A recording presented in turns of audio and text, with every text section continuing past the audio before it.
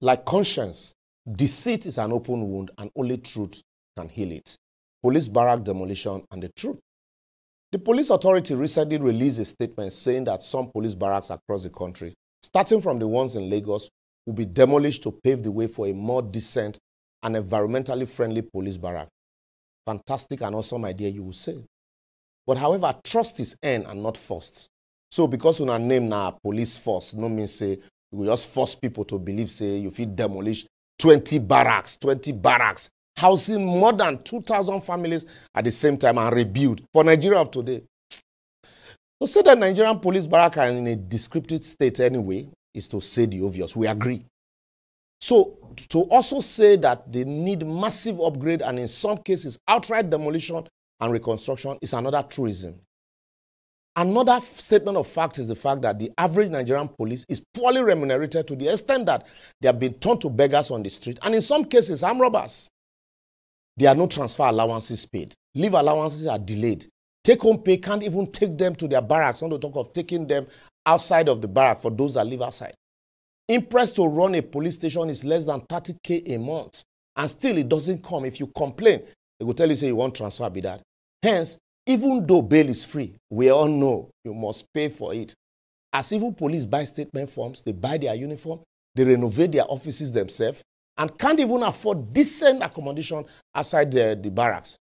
No wonder our police system can't even attract our best amongst us. So you have the worst going to join, apart from a few decent ones.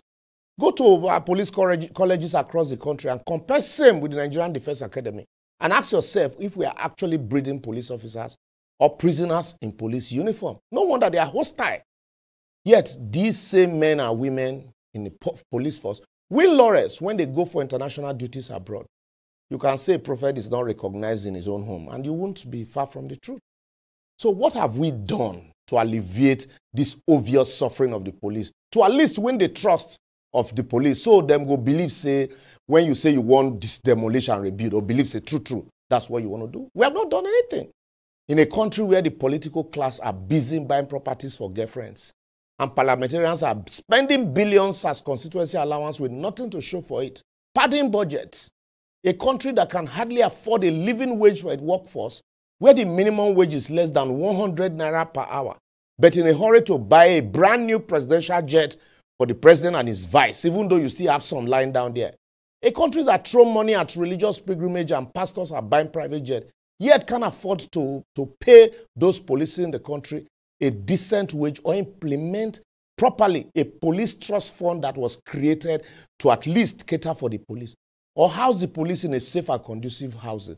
A country where the political class know they use as sea property or land anywhere in their primitive acquisition of wealth, then suddenly wake up and claim that they want to demolish and renovate 20 barracks at the same time, and you expect people to believe you.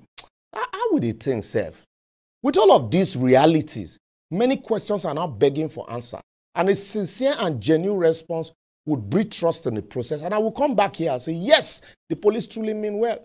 I want to ask, how well has the Nigerian police taken care of the welfare, remuneration, health and safety of its officers and men to warrant a belief that this sudden demolition is in good faith, meant truly to enhance welfare of officers? How well?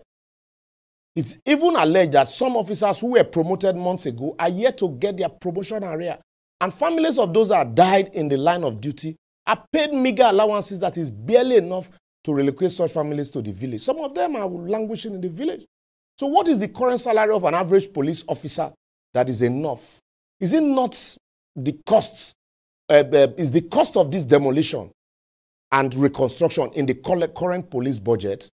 What has happened to the previous barracks that were demolished and have they been rebuilt and the occupant reallocated into their previous apartment?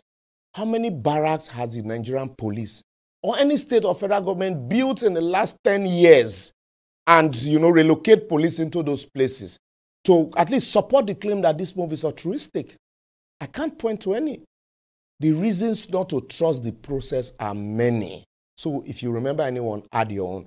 But if you doubt me, the police authority can come out and say, no, this is why you should trust the process. So I would therefore advocate by advising, free of charge, FOC advice for the Nigerian police force They should space the construction of new barracks by building one at a time and then relocate the affected families back to those facilities.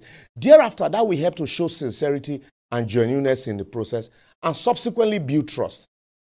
With the endemic corruption in the country, the proper lack of remuneration and welfare packages of the police, would it not be safer to first and foremost enhance remuneration and allowances of these men to make it easier for them to even afford decent accommodation for themselves before you believe that, to make them believe that barracks will be renovated?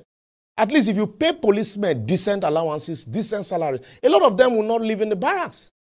The hardship in the police force, coupled with our current economic realities, is already unbearable. So any ejection without adequate and timely relocation will not only create insecurity, but will further demoralize the system.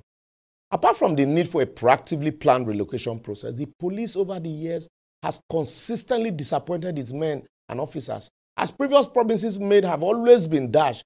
So promising to give them 2 million naira for relocation in Lagos, where a decent 2 to 3 bedroom apartment is going for between 2.7 to 4 million naira, is a disservice to a people who are daily laying their lives for the protection of the society. I'm not talking about the bad one also.